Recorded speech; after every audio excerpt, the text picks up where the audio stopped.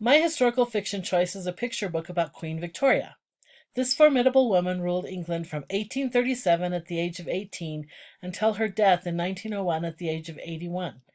Her reign of 63 years was the longest England had ever known.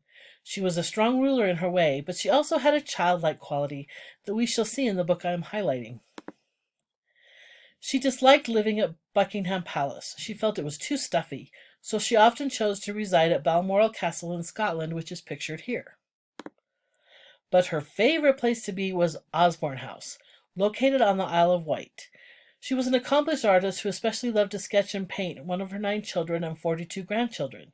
She loved to be outdoors, and this place, designed and built for her by her beloved husband, Prince Albert, was perfect, as it was light and unpalace-like, just as she desired. Her husband, Prince Albert, loved his wife very much, and was ahead of his time in believing that fresh air and outdoor exercise were critical to good health, and he encouraged his wife to get out and hike and swim. He was the creator of the subject of our story today. The story I'm highlighting today is a delightful book titled Queen Victoria's Bathing Machine, with words by Gloria Whelan and pictures by Nancy Carpenter. It was published by Simon & Schuster in the year 2014. The book is set at the royal family's light and bright Osborne House on the Isle of Wight, and I do believe that Nancy Carpenter's illustrations do a great job of giving that light and open feel that exists in the house.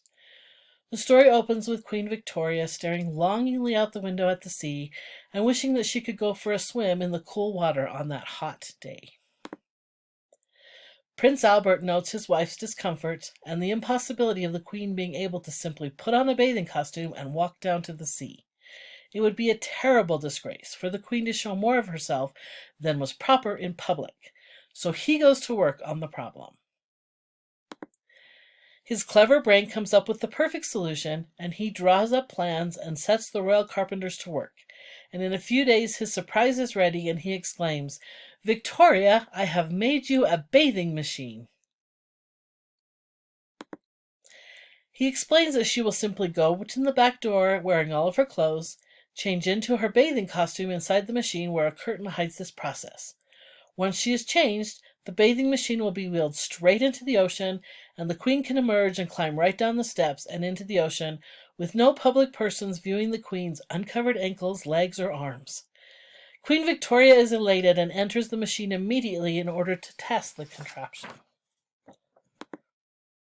It works, and in a few moments' time the Queen has said, "Goodbye to the land, goodbye to the turf." Victoria rode the waves and dove into the surf. Prince Albert wins again, creating the perfect solution and allowing the Queen the freedom for swimming and staying cool on those hot summer days. This is a photo of the actual bathing machine that is now on display at Osborne House and is part of the tour available to the public. After the death of the Queen, the poor bathing machine spent some time as a chicken coop before finally being restored and put on display as an example of the love and affection that existed between Queen Victoria and Prince Albert, as well as Prince Albert's ingenuity. Thank you.